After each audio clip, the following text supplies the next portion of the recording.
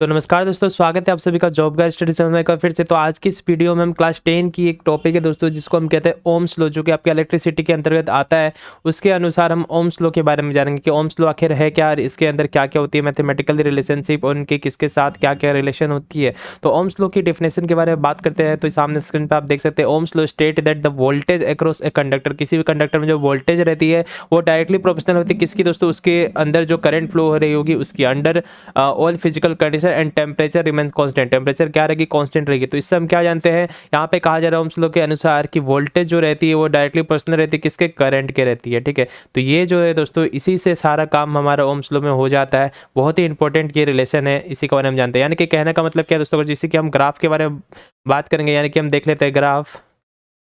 ठीक है, graph between V and आई।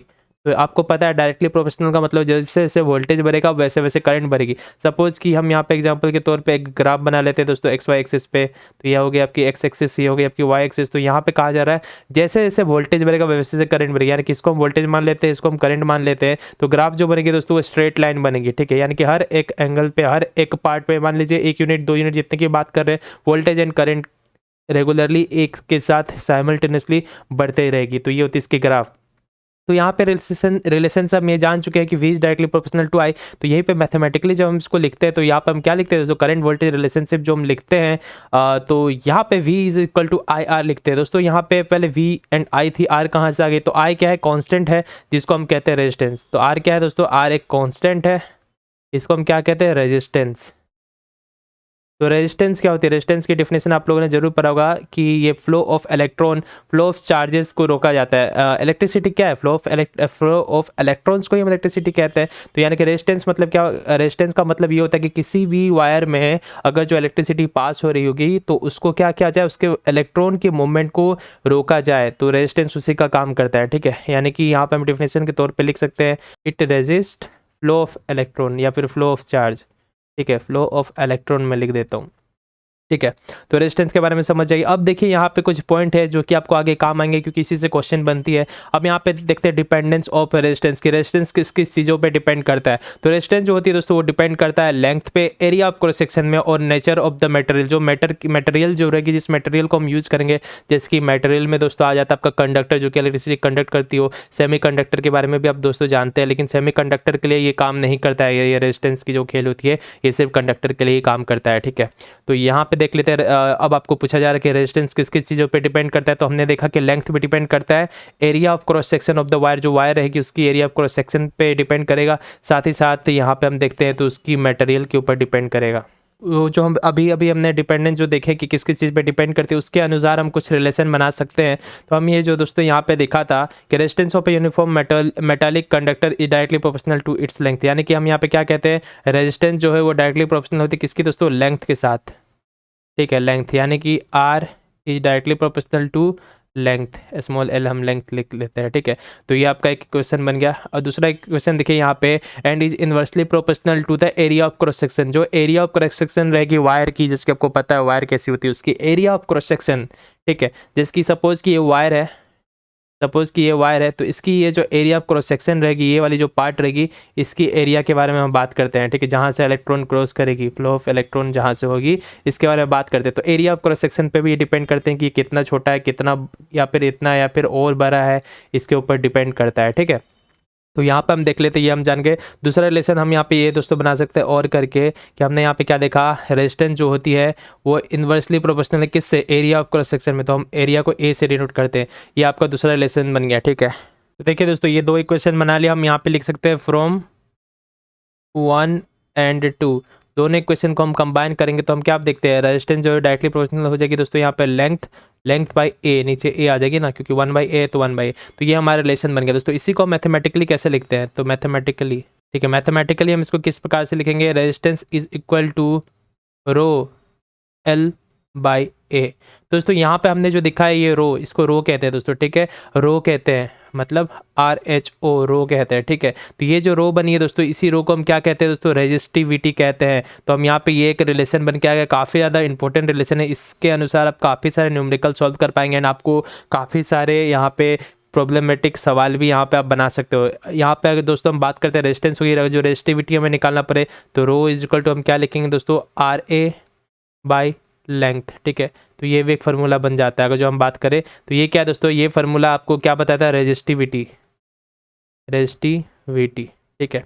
और ये आपका रेजिस्टेंस की एक रिलेशन बन गई लेंथ और एरिया ऑफ क्रॉस सेक्शन के अनुसार। तो इससे हम क्या जान रहे हैं, यहाँ पे देखते हैं वेयर, ये जो हमने लिखा दोस्तों, ये वाली जो सिंबल लिखी है हम इसको क्या कहते हैं, रो कहते हैं। Is a constant of proportionality. जब भी हम यहाँ पे डायरेक्टली प्रोपोर्शनल के साइन को हटाते हैं तो एक कांस्टेंट आती है, तो यहाँ पे जो कांस्टेंट आई है उसको हम क्या कहते हैं, रो कहते हैं, ठीक है, रो कहते हैं। Is a constant of proportionally and it is called electrical resistivity of a material, ठीक है।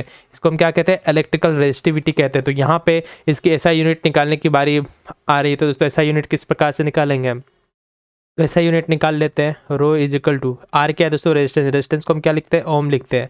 और एरिया किसी भी चीज़ की एरिया की अगर जो हम यूनिट निकालते हैं तो कैसे होगी दोस्तों, मीटर स्क्वायर में हो सकती है कि नहीं, मीटर स्क्वायर में हो सकती है, तो मीटर स्क्वायर लिख लेते हैं इनटू अब लेंथ किस में होगी, लेंथ मीटर में होगी। तो 1 मीटर से 1 मीटर कट जाएगा दोस्तों। तो यहाँ पे रो की जो यूनिट बनती है, जो यहाँ पे यूनिट आपके पास बन के आती है दोस्तों, वो बनती है ओम मीटर। तो आपको पूछा जाएगा व्हाट इज द ऐसा यूनिट ऑफ रेजिस्टिविटी, तो आप यहाँ पे क्या लिखेंगे दोस्तों, ओम मीटर लिखेंगे। तो यहाँ तक उम्मीद है आपको क्लियर हो गया होगा। अब इससे अनुसार हम जो आपके क्लास 10th साइंस में बात किया जाए, कुछ एग्जाम्पल है, चलिए उस एग्जाम्पल को हम सॉल्व करते हैं।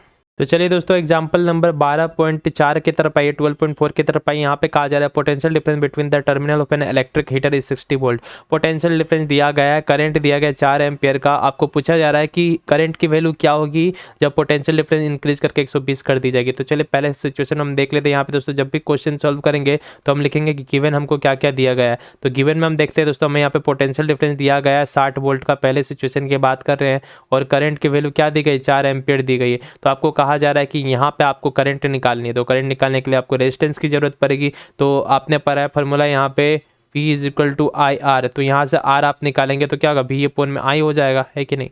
तो वोल्टेज है 60 और यहाँ पे करंट की बात करें तो करंट है आपका 4 एम्पियर, ठीक है। तो इसको आप डिवाइड कर दीजिए दोस्तों, कितने बार में जाएगा ये आपकी। तो हमने यहाँ पे देखा कि आपकी रेजिस्टेंस की वैल्यू क्या गई दोस्तों, R इज इक्वल टू 15 ओम की रेजिस्टेंस आपके यहाँ पे निकल के आ गई। अब आपको कहा जा रहा है कि करंट की वैल्यू बताइए जब हीटर में हम पोटेंशियल डिफरेंस इंक्रीज करके 120 कर दे, ठीक है। तो हमने यहाँ पे क्या निकालनी, करंट निकालनी। तो इस फार्मूला से हम दोस्तों करंट की वैल्यू क्या लिखेंगे, हमने पढ़ा है V is equal to I R, यानी कि करंट इज इक्वल टू क्या हो जाएगा, V अपॉन में R। वोल्टेज हमने देखा, वोल्टेज बढ़ा करके 120 कर दिया गया है।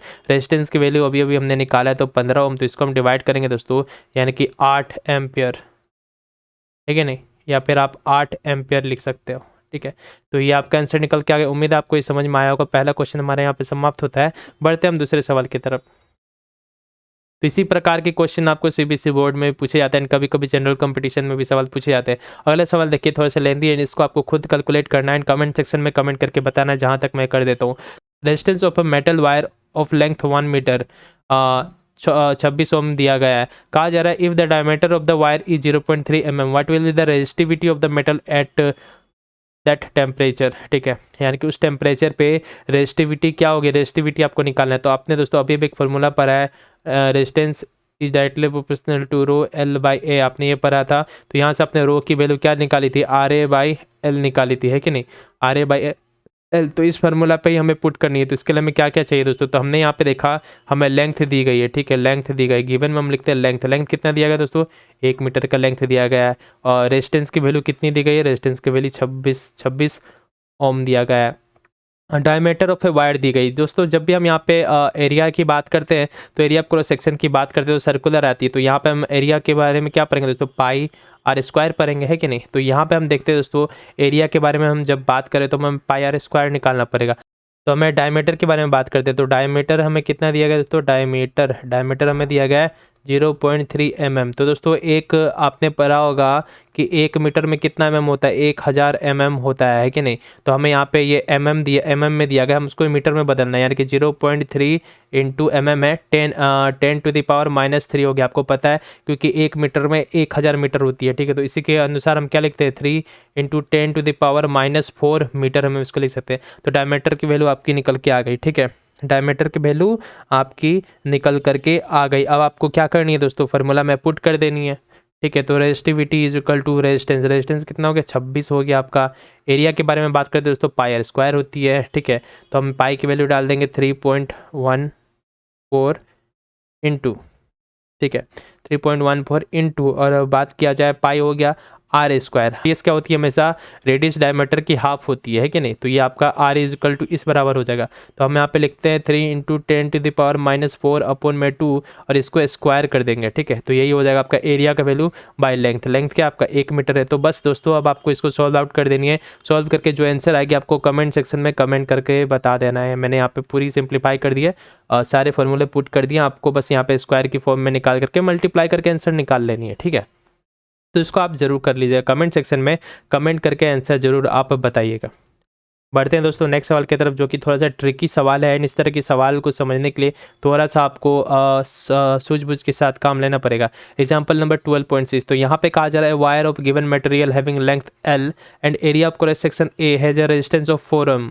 What would be the resistance of another wire of the same material having length 1/2 and area of cross section 2 है। तो यहाँ पे दोस्तों कहा जा रहा है आपको यहाँ पे क्या निकालनी है, what would be the resistance. तो रेजिस्टेंस का फॉर्मूला दोस्तों आपने क्या पढ़ा है, रेजिस्टेंस का फॉर्मूला हमने पढ़ा है resistance is directly proportional to rho L, L length है बाय ए, ये आपने पढ़ा है। ठीक है, तो यहाँ पे कहा जा रहा है कि पहले सिचुएशन के बारे में हम कहते हैं, यानी कि R1 के बारे में हम बात कर ले, इसको हम R1 मान लेते हैं। कहा जा रहा है एक वायर है जिसकी लेंथ L है, तो हमने L लिख लिया। Area of cross section A है तो A लिख लिया, and resistance of 4 ohm, 4 ohm की रेजिस्टेंस बताई गई है। ठीक है, तो हमने यहाँ पे देखा दोस्तों आर इज इक्वल टू ये, यानी कि इसकी वैल्यू क्या बताई गई, 4 ओम बताई गई है। दूसरे सिचुएशन की तरफ बढ़ते हैं। ठीक है, ये आपका पहला सिचुएशन हो गया। R2 के बारे में बात करते हैं। ठीक है, तो ये देखिए अब हम रेजिस्टेंस 2 के बारे में बात करते हैं। तो यहाँ पे लेंथ L/2 कर दी गई, लेंथ/2 कर दी गई, यानी कि लेंथ को हाफ कर दिया गया है। तो हम रो लिखते हैं, लेंथ को क्या कर दिया दोस्तों L/2 कर दिया गया, तो हम L/2 लिख लेते हैं। बाय एरिया की बात करें तो 2A कर दिया गया है, 2A। तो इसको और हम आगे लिखेंगे तो दोस्तों कैसे लेंगे, रो L/4A लिखेंगे। तो हम यहाँ पे 1/4 को बाहर कर देते हैं। ये क्या होता है दोस्तों, रो L/A हो रहा है। तो रो L/A क्या है दोस्तों, रो L/A, रो L/A यानी कि ये R1 है। तो हम यहाँ पे लिखते हैं R2 is equal to row L/A। ठीक है, इंटू 1/4 हुई थी, ये आई थी ना आपकी। ये वाली क्वेश्चन की तरफ ध्यान दीजिए, सेम है ना दोस्तों, R1 के बराबर है ना। तो हम यहाँ पे लिखते हैं R2 is equal to R1 into 1/4। ठीक है, तो यहाँ पे लिखते हैं R2 is equal to, R1 की वैल्यू क्या है दोस्तों 4 ओम है, तो 4 इंटू 1/4 क्या हो जाएगा दोस्तों 1 हो जाएगा, यानी कि R2 के वैल्यू भी कितने आ रही है दोस्तों 1 ओम आ रही है। ठीक है, तो आंसर आपका 1 ओम हो जाएगा। उम्मीद है आपको समझ में आया होगा। ठीक है, तो यही चीज़ थी, बहुत ही आसान था। बस जैसा जैसा बताया जा रहा है उसकी तरफ थोड़ा सा आपको ध्यान देनी है, सारी आंसर क्लियर आपकी निकल करके आ जाएगी। ठीक है दोस्तों, समझ में आया ना। चलिए दोस्तों मिलते हैं आपसे नेक्स्ट वीडियो में, तब तक के लिए हमारे साथ बनने के लिए बहुत बहुत धन्यवाद। उम्मीद है आपको अच्छे से समझ में आया होगा। एंड किसी प्रकार की दिक्कत होगी तो कमेंट सेक्शन में कमेंट करके बताएगा, अगर जो कहीं भी समझने में आपको दिक्कत हुई होगी। जस्ट यहाँ पे जो इक्वेशन बनी थी उस इक्वेशन पे हम पुट आउट कर दिए, एंड जो आंसर आई आपके सामने। ठीक है, तो जो मैंने आपको कमेंट वर्क दिया था तो कमेंट करके जरूर आप आंसर बताइएगा। चलेगा, इस मिलते हैं नेक्स्ट वीडियो में, तब तक के लिए बाय, टेक केयर।